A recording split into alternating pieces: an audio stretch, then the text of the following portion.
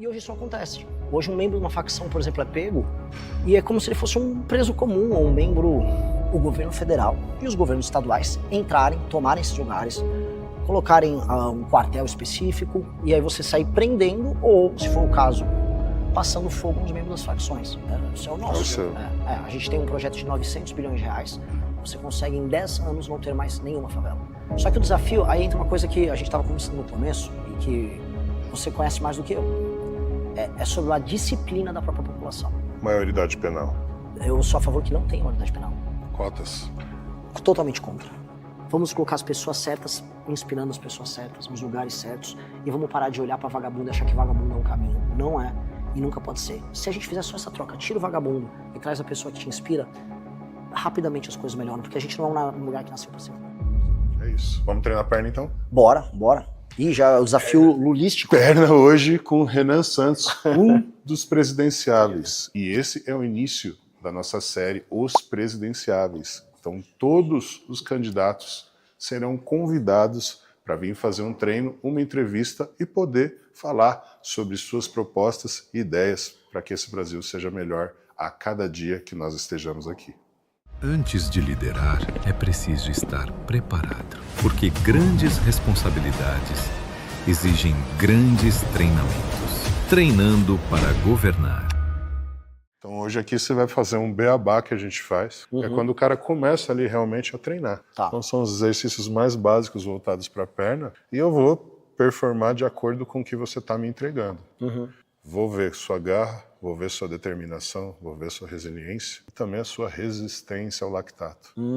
Que é quando você tem aquela sensação que o músculo está queimando e que você não tem mais capacidade de executar o movimento. O que você tem que entender? Quando você começa a produzir esse lactato, é um sinal de que você está se aproximando da fadiga. Quanto tempo que você consegue trabalhar sob fadiga? Só que é um desafio para tudo. É um desafio para tudo.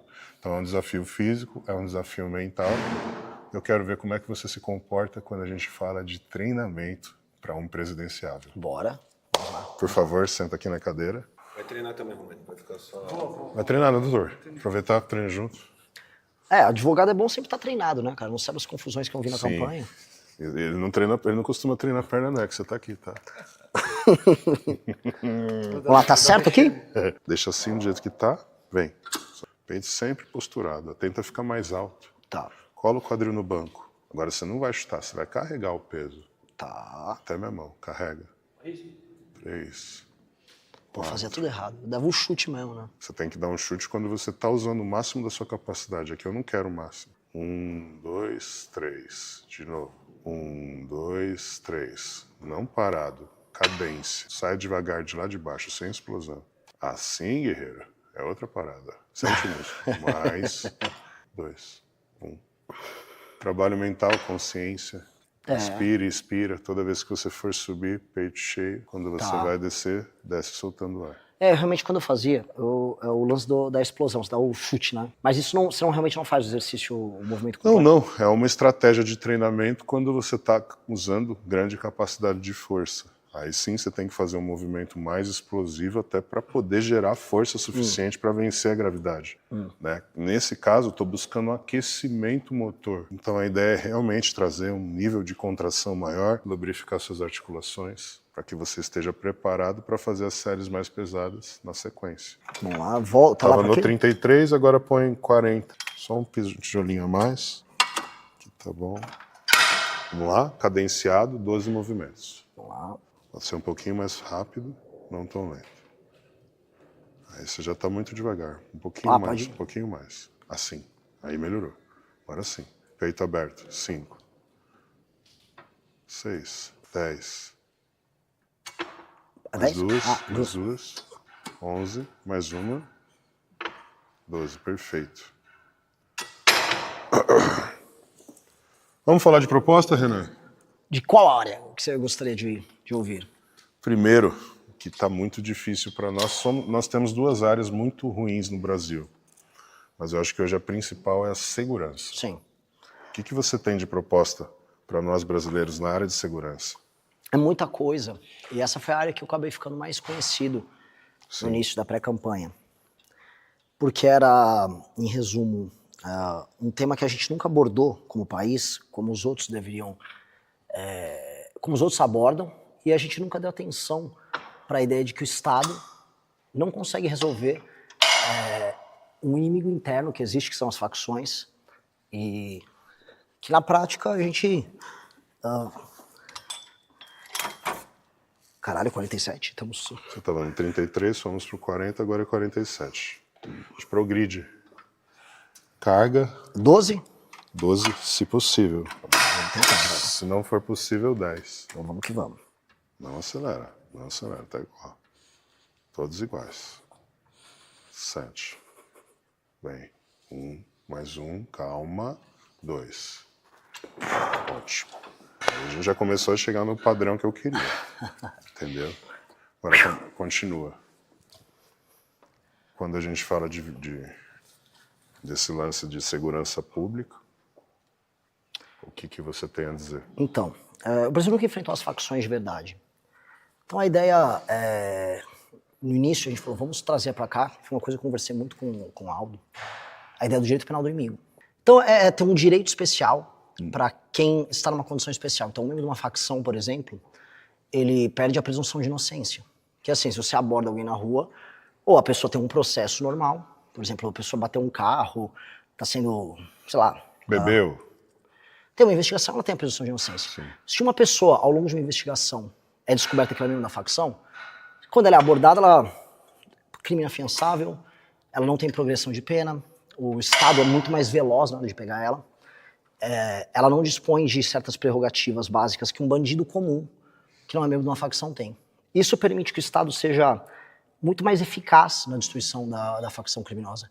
E hoje isso não acontece. Hoje um membro de uma facção, por exemplo, é pego e é como se ele fosse um preso comum, ou um membro, ou uma pessoa comum que cometeu um delito, um crime. Então a separação que a gente faz, através da lógica do direito penal do inimigo, ela permite uma velocidade e uma eficácia do Estado similar ao que certos estados têm quando vão combater organizações terroristas. Por exemplo, os Estados Unidos, quando detecta que alguém é da Al-Qaeda, sabe?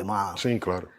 E essa é a primeira coisa. A segunda é o entendimento de que mesmo com isso, não é o suficiente. E por que não é o suficiente?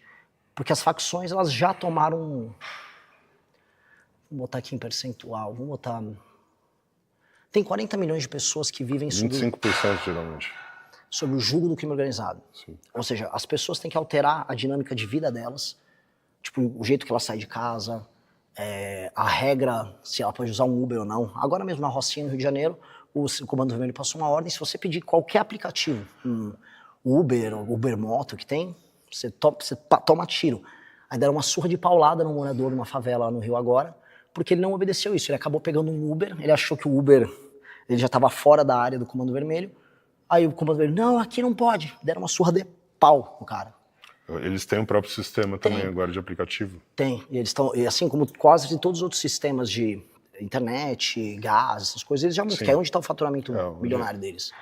Então, essa é uma situação excepcional em que o direito penal do inimigo se aplica, mas o Estado vai ter que acelerar a atuação dele, porque nós temos que libertar essas mais de 40 milhões de pessoas.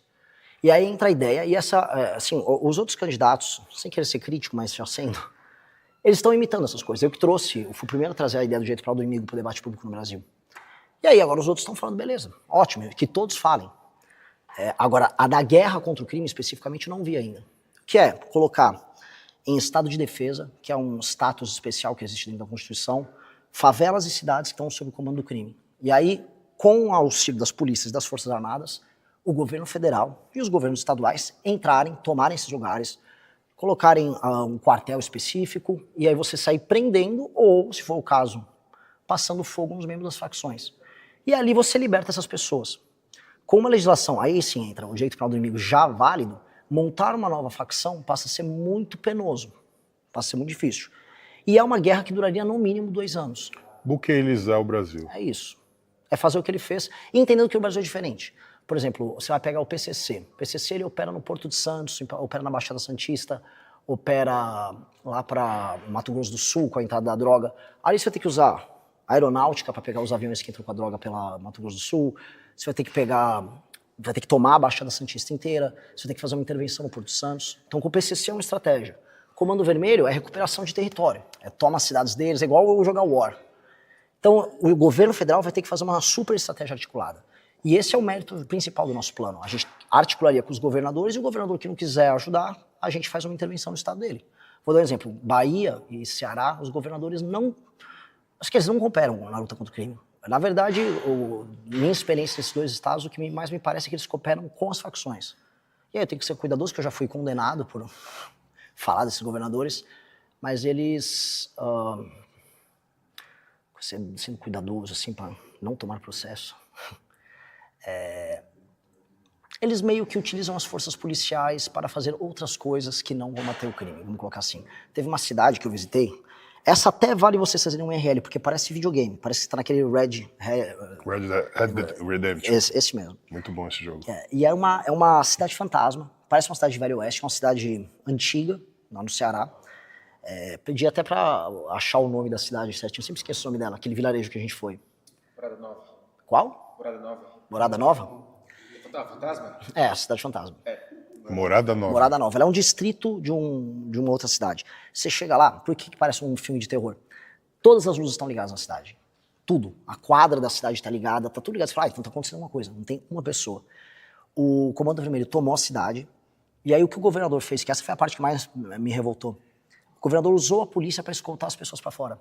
Então a polícia foi chamada, não para pegar os caras de pau, foi chamada pelo governador e falou, retire a população daqui. E aí o Comando Vermelho tomou a cidade. E ali virou uma base do Comando Vermelho. Quando eu fui lá, o Comando Vermelho já tinha sido expulso para os arredores.